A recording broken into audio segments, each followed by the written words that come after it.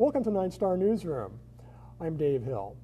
Indiana is celebrating its BisonTennial this year, and for the state's 200th birthday, from Greenfield to Goshen and from New Palestine to New Albany, communities across the state are putting on hundreds of celebrations to mark our 200th birthday. Now, Hancock County has its own celebration being planned and underway, and joining me today to talk about that is the president of the Hancock County Historical Society, Bridget Jones. Bridget, thank you so much for being with us. Thank you for having me. Let's just dive right in. Hancock County has a variety of activities planned, including one big major celebration in October. Can you just tell us very briefly about what that celebration is going to entail? What do we have planned? We have several different events that are planned throughout the bicentennial year, because it is an entire year of events. You can go to the Indiana Bicentennial website, that's for the state of Indiana, look up Hancock County and find all the different events that are listed there. So there's quite a few different major events. We've got some that have happened already, such as like Chalk Fest. Some of the Hancock County Extension homemakers have had some events. There have planned events in the future. The Riley Festival has picked an Indiana theme, so that will be a bicentennial legacy project. The James Wickham Riley home is building a new statue, so that is a project that will be revealed during the Riley Festival. Kathleen Huffman is painting several grain elevators across the state. Ware Cook Project up in Wilkinson is building a replica of Ware Cook's airplane. So we have a wide variety of different events that people can go and see and view. Some of them are existing events that have an Indiana bent to them or an Indiana theme, and that makes them a legacy project. And then others are brand new events that are essential or unique to the bicentennial itself. Now, we have a special celebration plan. There's a torch relay. That's right. That is coming through, I believe, every county on its way to its finish. And we have some 24 or so. There are 21 torchbearers. 21 torchbearers. Hancock County will be, there are 92 counties in the state, so Hancock County will be the 91st county. So right before the torch goes to Marion County, so it'll be a big event for us. The torch will come through Hancock County. It's going to come down from Madison County. It will go over on the west side of the county through McCordsville, Fortville, down through Mount Comfort, then all the way down to New Palestine. It will come back up into Greenfield and culminate with a cauldron lighting at the Hancock County Fairgrounds, where we are going to have a large celebration on October 14th. So that will be the all-county event that will be unique for our county and kind of the signature event for us to celebrate the bicentennial. What else is going to happen at the celebration at the fairgrounds? There's going to be a lot of different booths, not-for-profit organizations, different groups that not only do Hancock County history, but organizations from each one of the communities representing Hancock County. So you're going to find your chambers, you're going to find your museums, you're going to find your different service organizations, your different, like Hancock County Arts Council and the Cemetery Commission, the Historical Society, and the Riley Home, a lot of different organizations that maybe you haven't had an opportunity to see or to find out about, so this is going to be a great opportunity for you to do that. And it's a great way to mark our birthday. A very visible part of the celebration that people who might not even be thinking about the bicentennial but have noticed something unusual going on is the sculpture of the bison, hence BisonTennial, I know it's a play on words, in front of City Hall in downtown Greenfield. Tell us about the origins of that and the artwork that is painted on the sides of it. The bison, the State Bicentennial Committee encouraged each county to purchase a bison for their county, and the Hancock County Tourism Commission did buy one bison for Hancock County. It was painted by the artist Deborah Smith. She was the main artist. Sandy Hall also helped. There were several other individuals that kind of contributed to the painting of the bison, but it depicts some kind of agricultural, kind of historical scenes on the side. There's a mastodon. There is the King and Around barn that you might be familiar with. The eagles were both there. Matter of fact, it was painted before we lost our eagle. So there was some agricultural scenes and some lilies is presented on there. So some really neat things that are unique to Hancock County. And of course, Deborah is well known as a painter of Hancock County scenes. Yes, she is. So the tableau of what she has painted is very much is in keeping with her very fine work that she's done for many years. Mm-hmm. So you can see that in front of City Hall. You spend some time around it. It's a beautiful piece of artwork. Right, and it'll eventually move over to the Pensy Trail and have a permanent spot, so it's not something that's going to go away after the BisonTennial is over. So this will be a lasting legacy that will be around for some time. Okay, and of course the significance of bison is because Indiana at one time was pretty much overrun with these animals. That's right. French Lick got its name because that was a salt lick where the bison used to go and lick the salt off of the ground. So there were bison, a buffalo trace that ran through the southern part of the state. So it was an animal that was very much a part of Indiana and appears on our state seal too. Yes. Mm-hmm. That leads me to my next question. Indiana in 1816, 200 years ago, what was Hancock County like in 1816? Well, there weren't any white people here that we know of. We know that the first log cabin was built in Hancock County by Andrew Evans in Blue River Township, which kind of makes sense because Blue River is the largest waterway here in the county. A pioneer would want to settle near where they had access to water. This would have been a heavily forested area. There may have been some Native Americans that were living here or maybe just using this area as a hunting ground at this time. The major Native American village would have been up in Anderson. Chief Anderson was living there at the time. His daughter McKingus ended up marrying William Connor of Connor Prairie's fame. So his people would have used this area as a hunting ground. And this is why we find projectile points, which is what some people refer to as arrowheads. So you're going to find those types of things in and around Hancock County, as well as other Native American artifacts, as evidence that there were people here, but there weren't any white people here, at least in 1816. So how long was it before the clear cutting began and settlements began to pop up in the places where we know them today, such as Greenfield, New Palestine, Fortville, McCordsville? Hancock County was originally part of Knox County, which was where Vincennes, a matter of fact, Knox took up the whole center section of the state in 1816. And of course, our state capital was down in Corydon when we became a state. And most of the people were down in the southern part of Indiana as far as white settlers. Indiana was settled in kind of a unique fashion in that they came up from a south to north fashion instead of an east to west fashion. So in 1823, our area was part of Madison County, so early records would have been in part of Madison County at that time. We did not become a county until 1828. Greenfield was specifically ordered by the Indiana General Assembly to be located along the National Road. So it was located midway in between, so that would have been one of the first early communities here in the county, would have been our county seat. So, and then other little towns would pop up along the National Road. Then you started having other communities in, like such as New Palestine and Fortville and McCordsville that would locate along other major roads that would pop up along as time goes on.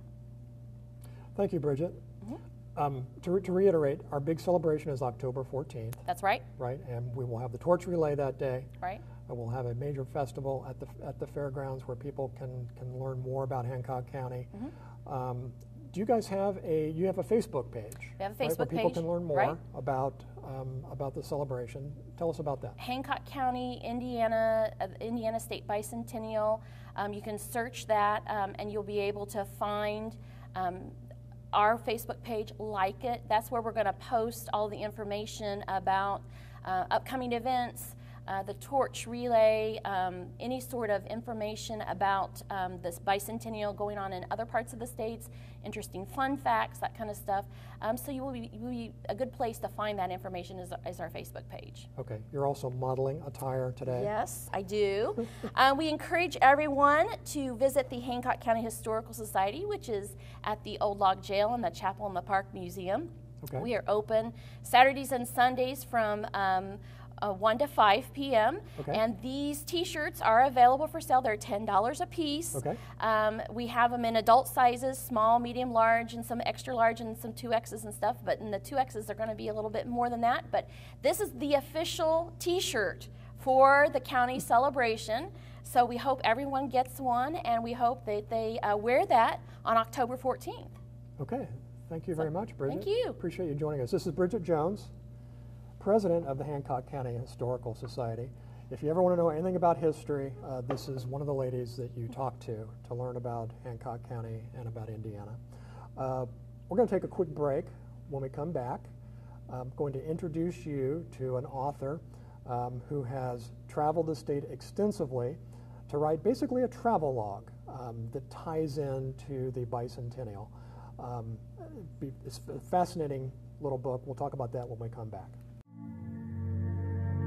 A suburban hospital is joining a global healthcare revolution. A community-owned telecom built an advanced network that connects doctors, diagnostics, and data. No other provider was willing to make that commitment. But this is our home too, and keeping this community healthy is as important as keeping it connected. 9-Star Connect. Community-owned, community-strong. Welcome back to 9-Star Newsroom. We're talking today about the Indiana Bicentennial. We're celebrating our 200th birthday this year. And joining me to continue our discussion is the author of this really cool little book, Road Trip, A Pocket History of Indiana by Andrea Neal. Andrea, thank you for being with us today. My pleasure. We appreciate that very much. Andrea is a former editor at the Indianapolis Star, an old colleague of mine from the old days, and is now a teacher at St. Richard's School in Indianapolis, where history is a passion of yours. She's also an adjunct scholar for the Indiana Policy Review Foundation, which is a think tank based in Fort Wayne. You may have seen her columns in the Greenfield Daily Reporter.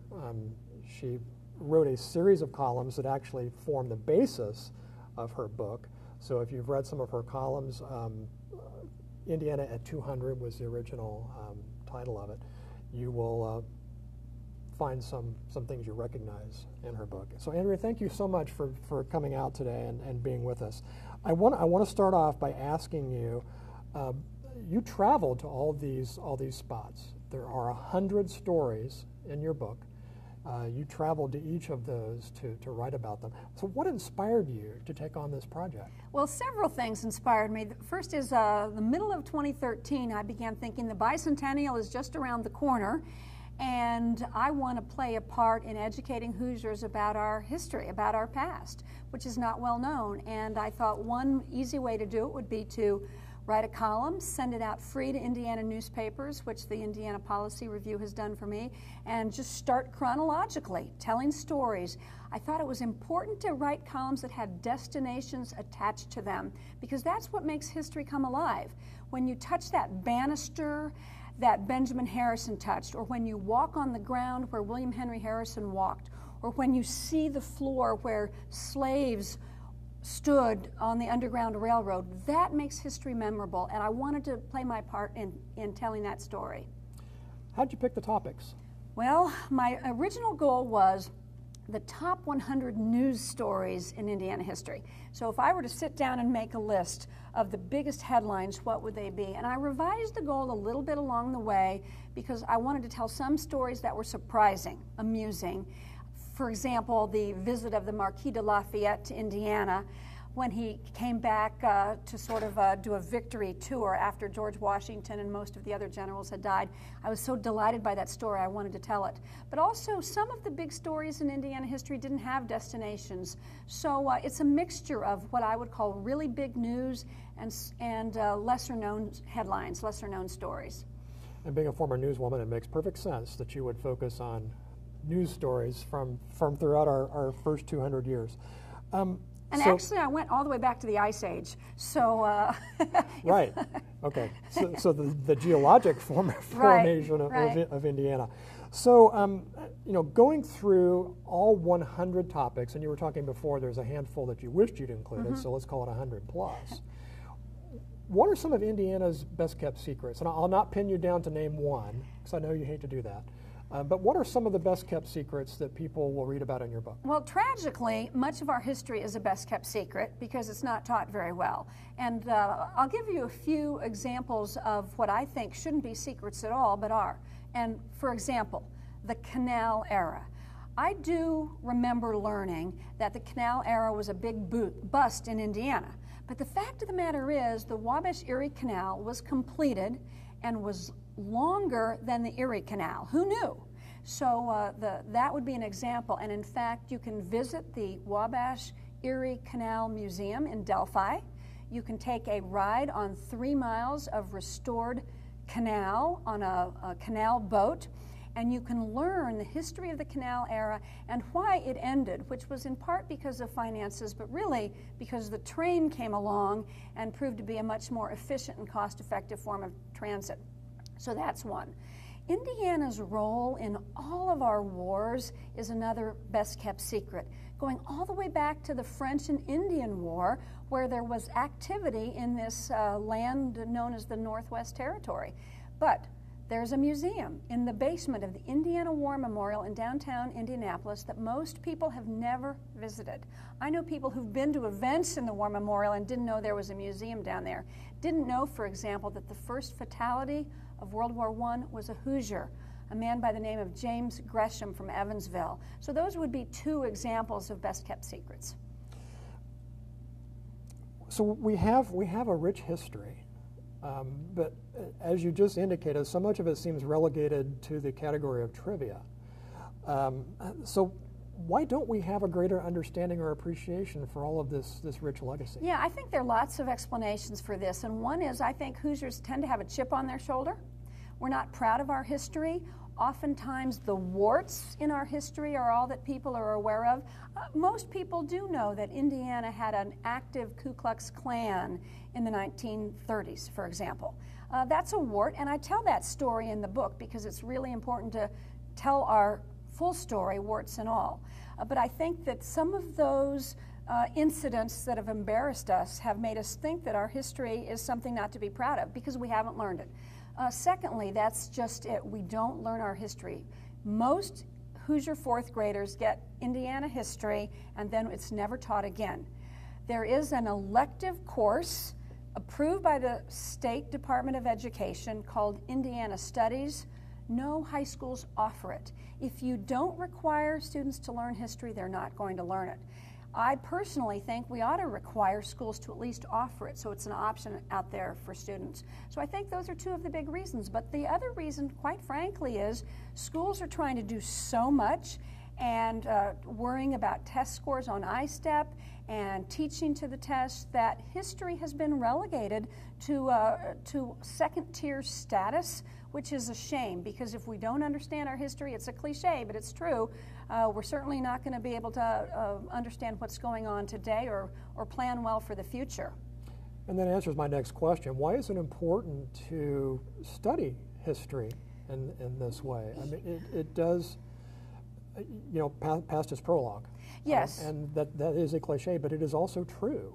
And also, in addition to past being prologue, what we experience in our own backyard helps us understand better. So let me give you an example. The American Revolution. Every student learns about the American Revolution, but quite frequently the story of what happened in the Old Northwest is ignored. But George Rogers Clark, Hoosier hero in many ways, was responsible for hanging on to the Northwest Territory, which allowed ultimately the Americans to claim it from the British in the treaty that ended the American Revolution. We don't realize that Indiana played a role in that. Civil War, Indiana contributed the second highest number of soldiers per capita to the Civil War effort, had famous generals. Think of Lew Wallace, think of Benjamin Harrison. And these stories help us understand the national stories that are so important to our identity.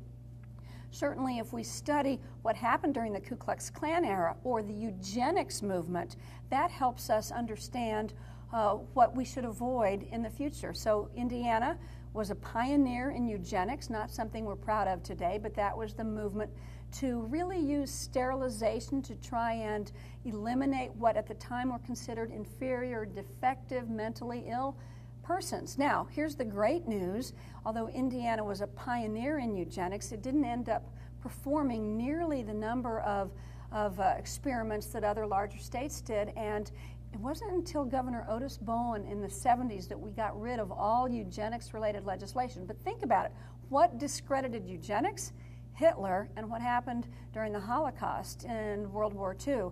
And so, again, these kinds of stories help us recognize ways to improve ourselves and become a better society. The American Revolution and the signing of the Declaration of Independence, 1776, was 40 years before Indiana got statehood. And our previous guest, Bridget Jones, was talking about Indiana was basically unsettled for even a couple years after that. So 40 years, I'm going to plop that 40 years right down, obviously, into the 40 years since 1976 to 2016, and think about the tumult of society and what has happened in those 40 years.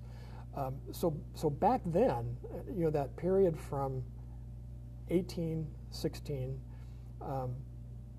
forward, I'm sorry, from 1776 to 1816, you had two wars involving the crown, just vast tumult. And I guess my question is, have you drawn parallels between the 40 years since the BisonTennial and now the BisonTennial of Indiana versus the first 40 years of the new country? You know, that's a provocative question that probably requires a little more thought. Certainly the amount of social change is a good example. I struggled when I picked my top 100 to identify what recent history should make the book. It's easy to know that 1816, landmark year, 1851, landmark year. It was easy for me to pick the Marquis de Lafayette because he represented the ideals of the Revolution that Indiana put explicitly in both its 1816 and 1851 constitutions. But what of our recent history identifies us? One example would be 9/11. And that event, I think, certainly in the lives of people who were alive on 9/11 will go down as one of the big events. And how has that changed us as Hoosiers? How has that changed society? Well, in huge ways. The presidential election, in many ways, is centered on issues that arise and emanate from 9/11. And so I think that we can make those kinds of comparisons. Security, individual liberty. We're having a debate about those issues now. That was in many, those issues, security and liberty, were issues behind the development of Indiana as a state. Why did the Lincolns come to Indiana in 1816? They wanted land, but they also had decided they wanted to live in a state that was not a slave state. And 1851, in some ways, our Constitution regressed. The 1851 Constitution said that the migration of black people would not be allowed. What happened between 1816 and 1851 that made Hoosiers kind of hunker down and feel that there was a threat from black migration? Of course, Indiana was always a free state, but its definition of liberty evolved over time. These are issues that we continue to struggle with, and I think you can make comparisons between things that were going on during the abolitionist movement in the Civil War with today's Black Lives Matter movement. It takes